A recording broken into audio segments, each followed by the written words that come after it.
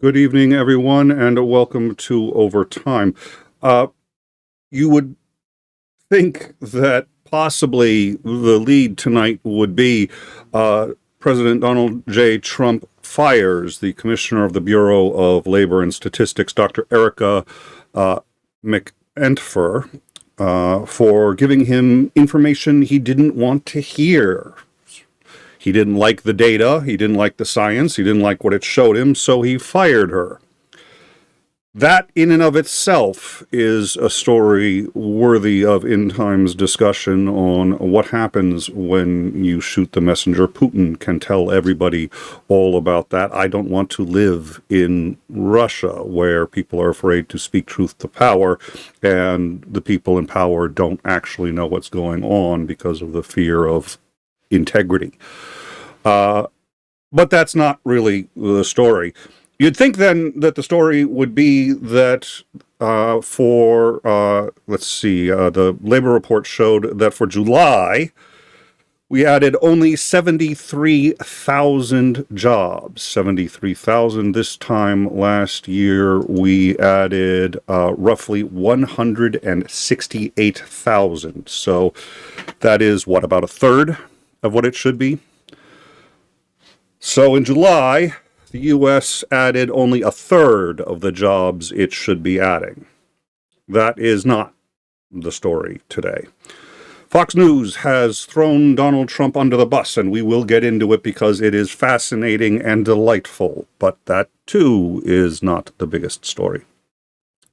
The biggest story is that the U.S. Bureau of Labor and Statistics has modified the previous 2 months and their estimates for the growth in those months and subtracted over 230,000 jobs from the growth. The average growth in May and June is 33,000 jobs. I say again, the average growth for May and June, 33,000 jobs.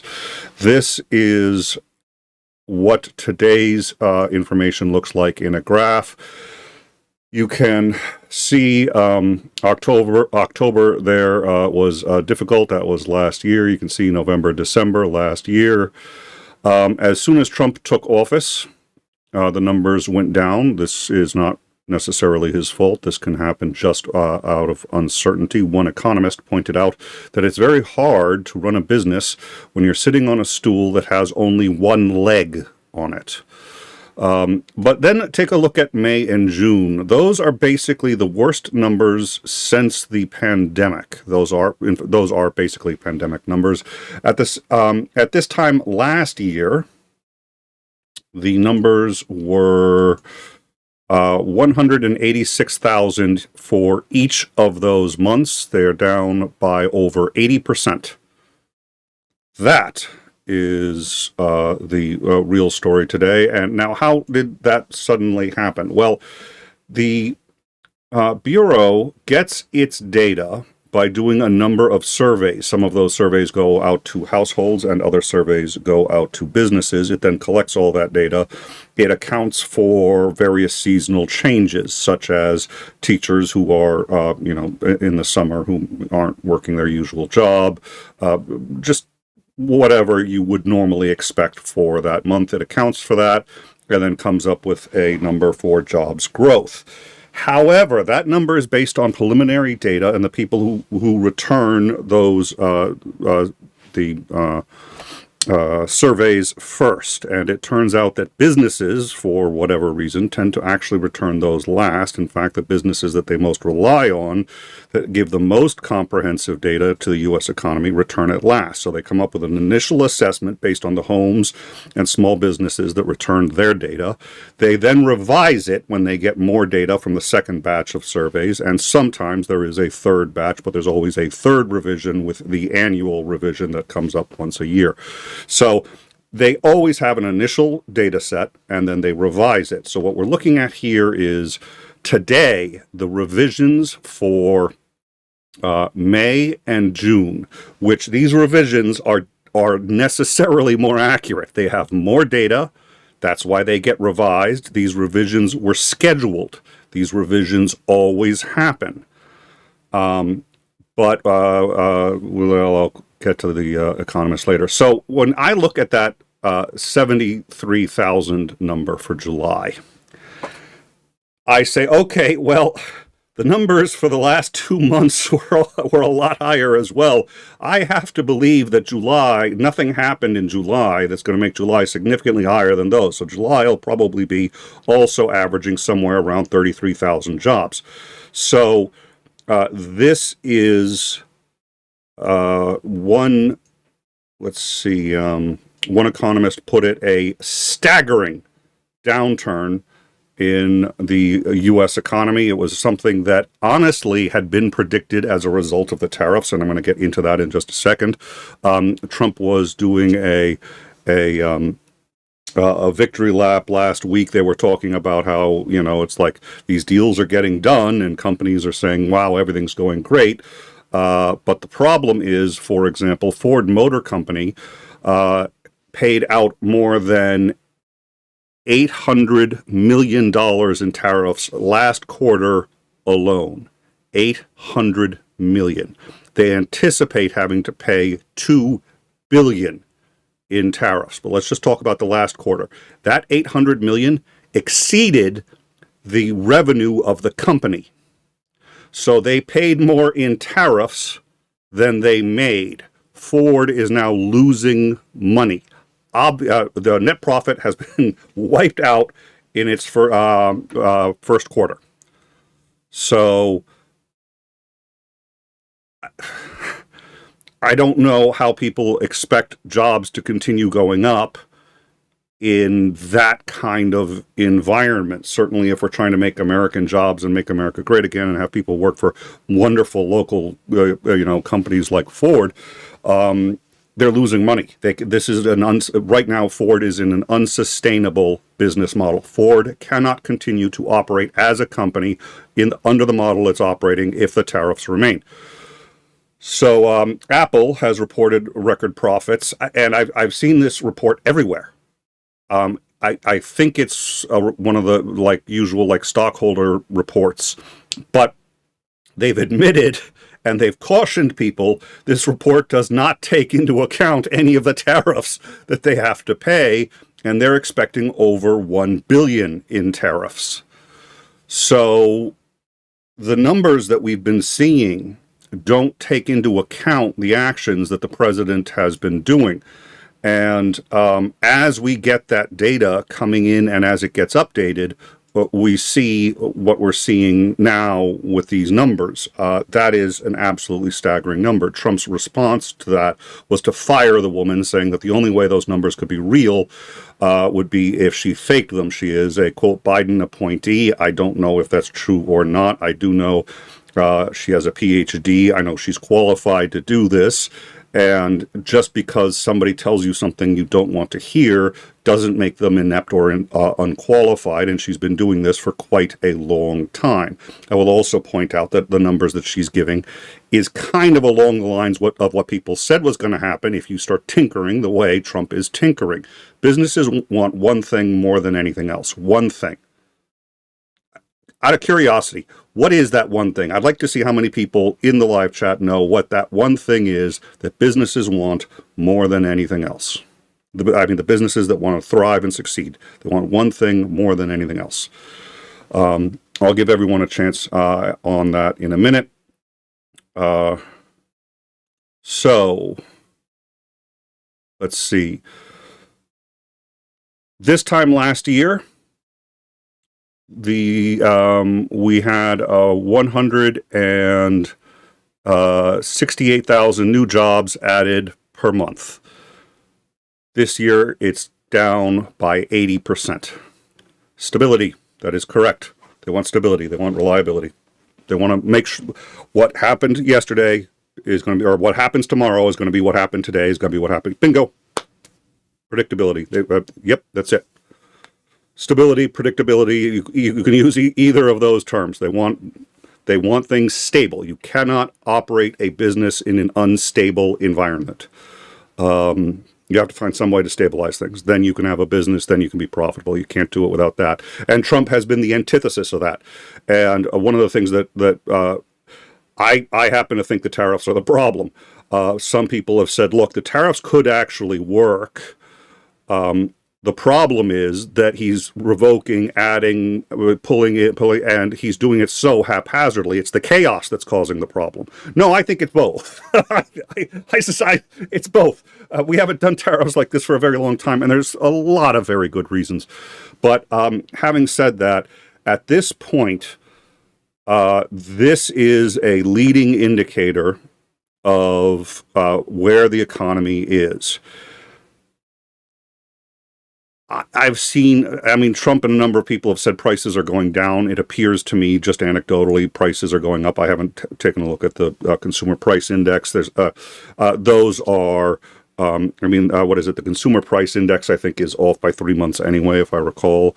No. That's the business-to-business price index is 3 months lagging from the consumer price index. So the consumer price index may only be a month. At any rate, what this suggests is that we are in a recession. It suggests that we've been in a recession for a while. Now, because a recession has a very specific definition, you have to have, I think it's 3 quarters of negative growth. So we think of a recession as negative growth, any negative growth. 1 month of negative growth, boom, you're in. And it's convenient, and it's kind of the everyday parlance of the word. People are like, we're in a recession because, the economy is shrinking. That's how people use it. The way economists use it is 3 months negative growth.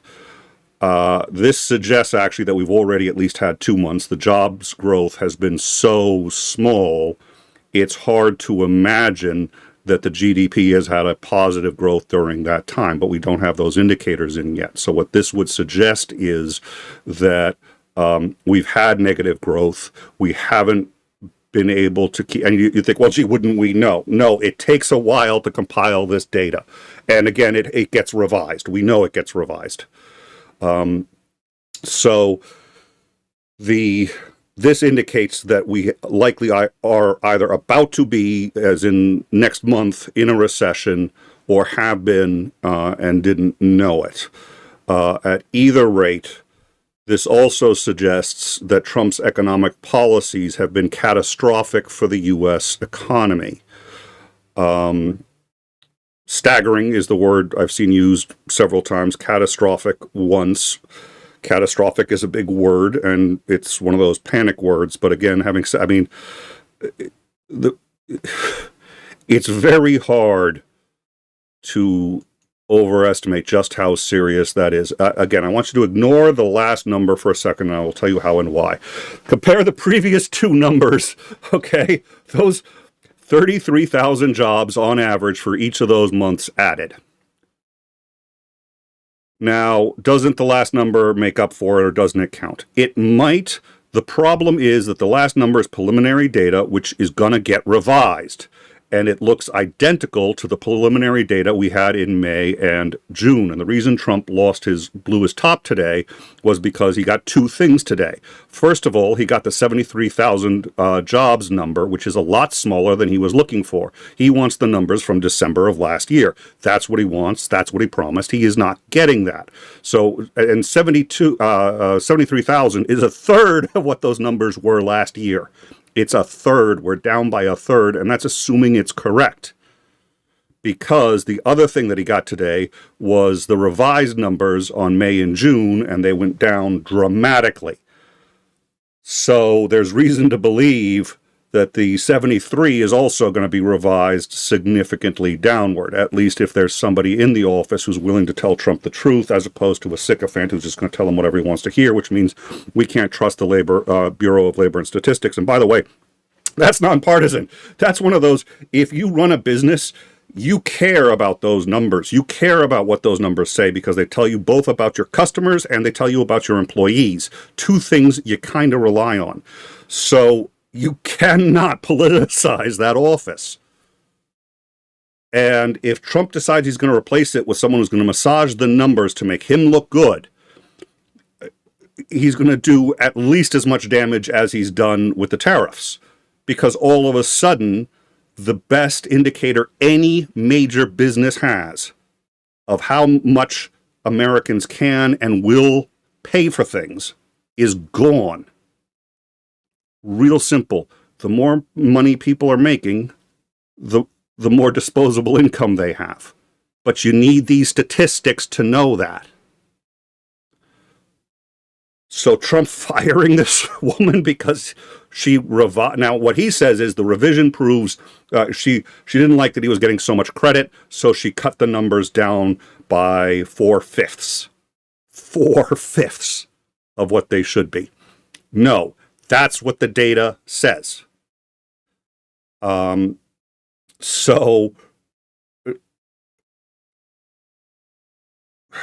Yeah, that is that's absolutely staggering. How businesses already, the stock market took a downturn based just on the 73,000 news. Then the news on the previous two, I don't think Wall Street had a chance to react really before.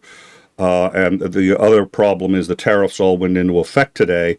So we don't know what deals are going to, there's just chaos. So, by the way, you guys all got it right. It's stability. They want stability. And the stock market grows when things are stable. And by the way, even on the stock market, they don't like it when there's huge spikes, because when there's a huge spike, it's going to have to correct. So they want nice, even growth. That's what most businesses want. That's what most people want to see. So this is a very good indicator that Trump's shenanigans have done very serious damage to the U.S. economy. We know it's done serious damage to our relationships with Canada and Mexico. We know it's done serious damage to our relationships with the EU. We've basically told them to go fuck themselves. We know it's done damage to our allies.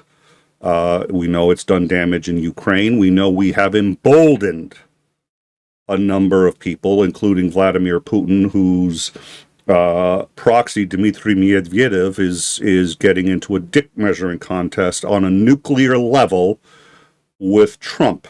If you haven't heard about that, see our previous video. Trump is bragging about redeploying nuclear submarines to bomb Moscow. I don't think that's particularly productive. Moscow said, we're not going to bomb the U.S. Why would we? We already gave them Trump. We've done enough damage. Past that, it would be war crimes.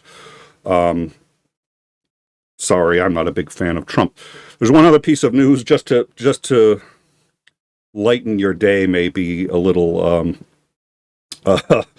much, but I'd like to point something out. Now, we know that Rupert Murdoch is being sued by Donald J. Trump, and we know that probably was a bad move on Trump, because now Murdoch gets to depose Ghislaine Maxwell in the Epstein case. Now, he may either give her a pardon or find any number of ways to alleviate that damage, but you always have to be careful with moves like that. You don't want your opponents deposing the person who has the most dirt on you. That's just, in general, I'm not a lawyer, but that just strikes me as a bad idea.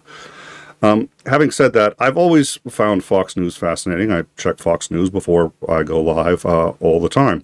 I do it because, let me just check this here. I want to make sure we have, no, that's not right. I do it because I want to make sure that I understand what the other side is saying. And when I first got into Fox News, what I found interesting was how they operate and how they do what they do, because it's just this massaging of language, and it's stuff that seems innocuous, but by the time when you take a really good look at it, you're like, no, they're just outright lying. But it's very hard to catch them at it. The other thing is, and we've had this discussion before too, and this is worth noting, in general, nobody in print media, whether or in any kind of, when you're writing a story, any kind of news story, also if you're writing for magazines, anything like that, you don't get to choose the headline. The editor chooses the headline. There's a number of reasons for this. You could write a headline if you want to. They're not going to use it. They write their own headlines. And I've seen writers get bashed for massively clickbaity headlines that they didn't use. Now, Fox uses clickbaity headlines, or headlines that are just the opposite of the story. And you read the story, you're like, did the editor even read the story before coming up with the headline? I don't think so, because they figure most of their audience isn't going to read the story. Their audience is going to read the headline and go ahead with that. I want to show you something that I found very interesting earlier today. This is Fox News. Actually, this is Fox News right now. What's the first story? Casinos are empty. Vegas tourism plummets as visitors are abandoning gambling mecca. If you read the story, they're down by about 6 to 10% of visitors. So this is as hyperbolic as Fox tends to get. Casinos are not empty. Yeah, 10% is actually quite noticeable in Vegas. It's noticeable. It's not inconsequential, but it's not tourism plummets. Is it going to get worse? Probably. These job numbers and a bunch of other reasons why. But they are leading with a negative story on economics during a conservative Republican president. They almost never do that. This is the kind of story you would see during the Biden administration. Prices of eggs are soaring. People are selling their firstborn to get eggs. I mean, this is what you'd see titles like that, and you'd read it, and you'd be like, okay, yeah, it's a problem. But just like this one, by the way. I mean, if you go into this, why not? Let's just go into casinos are empty. Oh my God, we're all going to die. Hold on, tourism plummets. Las Vegas. Okay. So let's see. Oh my God, they only had 31 million people visit in June, which is down 11%. The average daily room rates have fallen down 6.6% to attract more people. Does that really seem worthy of that headline? But that's Fox. That's Fox on every single headline, except again, this time they're doing it with Donald Trump, who they basically put into office. And he came back to restore the economy, and they just said Vegas tourism plummets as visitors abandon it. That's one hell of a line for people to see. Then what else? Funding eliminated. Their second story. Trump cuts the cord on a 60-year-old media giant. Oh, who could this be? What media giant has he, as employees face layoffs? He's firing people. What's the organization? The Corporation for Public Broadcasting. Republicans have been trying to close PBS for 20 years. This ostens on any other time, this would be a good thing. They'd be like, Trump managed to do the impossible and shut down PBS. How are they framing this? I'm doing this because it's worth understanding how Fox News operates. By the way, CBS, NBC, ABC, CNN all do this to some degree. It's impossible to completely eliminate it. But it's worth understanding and really, and this is just spectacular. So they are taking what has always been a cornerstone of the Republican platform, ending funding for PBS because it's a waste of money. And, I don't listen to PBS, so why should I have to pay for it? And they've turned it into funding eliminated. Trump cuts the cord on a 60-year-old media giant as employees face layoffs. It's Doge. It's the ones that they were just like Doge has fired the guy who cleans the warheads. We're all thrilled. It's insane. And then last one, this Nick Starr pregnant we'll skip but fourth story. Trump orders termination of Biden political appointee over revisions to job reports. What blows my mind about that one? It's accurate. Now, Trump says she faked it. Trump says that they weren't corrections. They were, I forget what a single word, but it was like forgery or, whatever. But it wasn't revisions that she falsified this data. Because he said it, because the president said it, they could put that in the title, and they could just say, Trump orders termination of Biden political appointee over, quote, fraudulent jobs reports. Why didn't they say that? They could get away with it. They could absolutely get away with it because Trump called them fraudulent. They're not.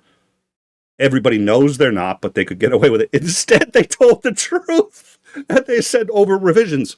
She revised them, as she should have, and Trump fired. This is insane. Trump actually accurately reported that story. Wow. Which tells me Murdoch is pissed. That's what that tells me. I think you can learn a lot by seeing what they say, that's where they tell the truth and where they lie. So anyways, LJ, wow. Okay, LJ, I very much echo the sentiment. I'm actually not going to quote you live, but if I could super chat that, I would throw in my own super chat. What was it? Oh God, I've forgotten all the Stormy Daniels jokes. So, anyways, that is Fox News right now, essentially throwing him under the bus. I mean, think about this. All of these stories make him look bad, significantly, and one of them dodges to make him look bad. The other one just significantly exaggerates the problem, and the third one makes him look bad just by telling the truth. Oh, dear Lord. All right, so let me get to the super chats, and then I think we're going to call it a night. I'll do a quick rundown for those of you who are just joining us or have joined in late.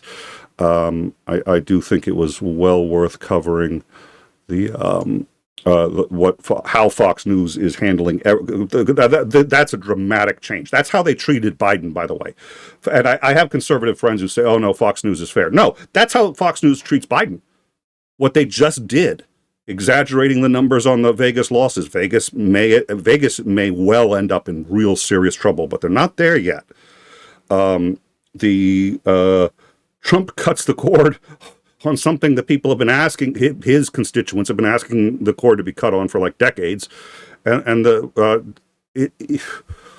this is what Fox News does. And if you have ever been conservative, now you can see what it's like when your guy gets the Fox treatment. They're not honest. There's nothing about this report. No, the last one was honest. The one where he really just went cray-cray, they reported honestly. I just love that. It's just like, he got bad figures, he didn't like it, she revised it, so he fired her. Wow. So, Orion Starfire gifted 10 memberships. Orion, sir, thank you very much for that. We really do appreciate your support. Also, super chatted $10. The job market under Donald J. Trump is atrocious.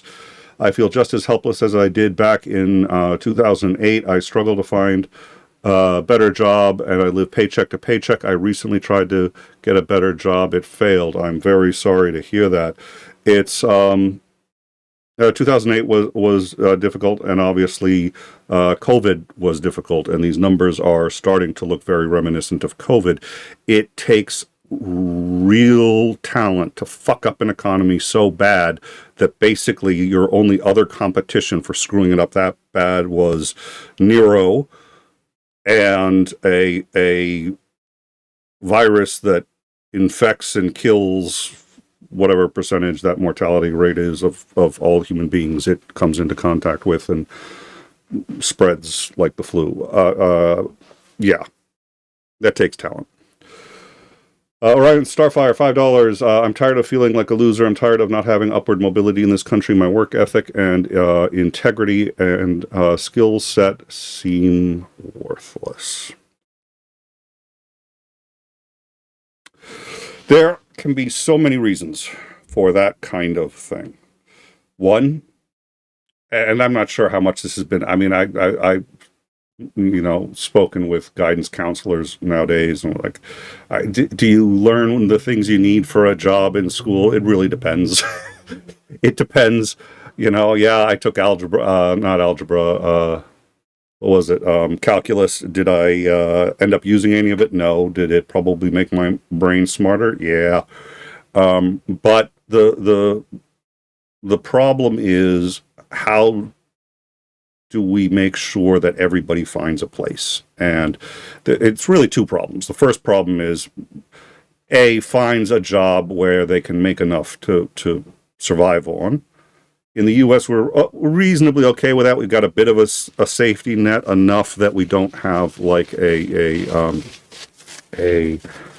starvation problem in the U.S., but we have a homelessness problem, and we could have a starvation problem if we're not careful, and we got to stop fucking with the safety nets. But the fact is, I think even without going full Marxist, you can find ways to get people employed in things that they're good at. It's actually in the benefit of all people to have everybody working at a job for which they're qualified and enjoy. It helps everybody. So why we don't spend more time doing that, I don't know. But my condolences, and thank you very much for that. Let's see, $4.99 from Michelle Ferguson for the Bunker Fund. Thank you so much.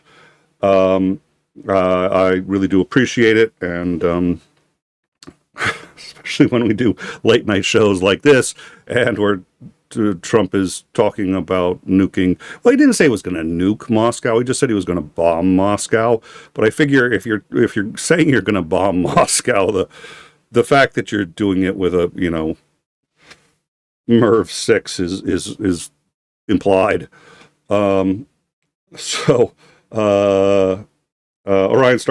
$20. I want to be clear. When I previously said MAGA is a terrorist organization, I didn't say supporters were part of that.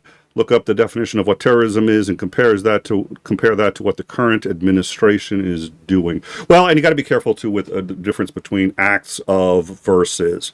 Did Einstein do stupid things? Yes, Einstein did very stupid things. Everybody does stupid things. Everybody does smart things. Not everybody is smart, and not everybody is stupid. You can do acts of whatever. And unfortunately, that gets to when someone's like, well, it's an act of genocide, but it's not genocide. Well, no, I think when it comes to genocide, if you're committing acts of genocide, you're committing genocide. But if you do something that is stupid, or commit an act of stupidity, that doesn't make you stupid. But we'll have to have an ontology or some kind of, I don't know. Yes, I classify that as ontology. I'm sorry, I'm old school.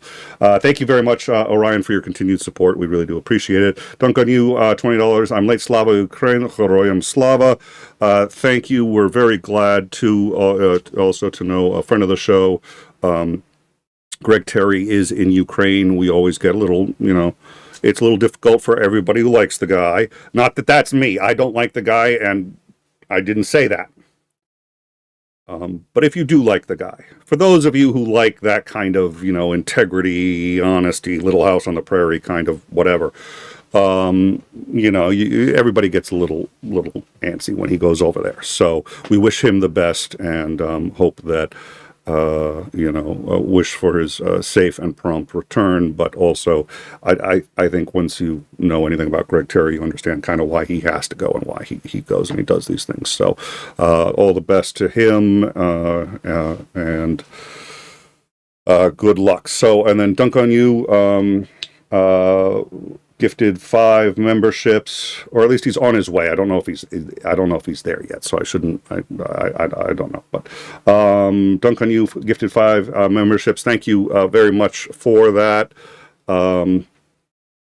Once again, your support has been very, very helpful. For those of you just joining us, the U.S. Labor Department obviously has to compose its statistics on what the job market looks like, what the employment rates are, so on and so forth. It does this by sending out a number of surveys. As the first surveys come back, it's just a sample. And even once you're done, all you actually have is a sample. They can't actually just go and survey everybody. So it's always a sample. But they get back their first surveys and they issue an initial report.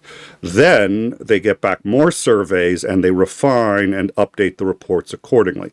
It's rare that when those come back that there's a staggering difference, but it can absolutely happen, especially since it tends to be businesses who send back the later reports, and the businesses tend to be more accurate in their reporting.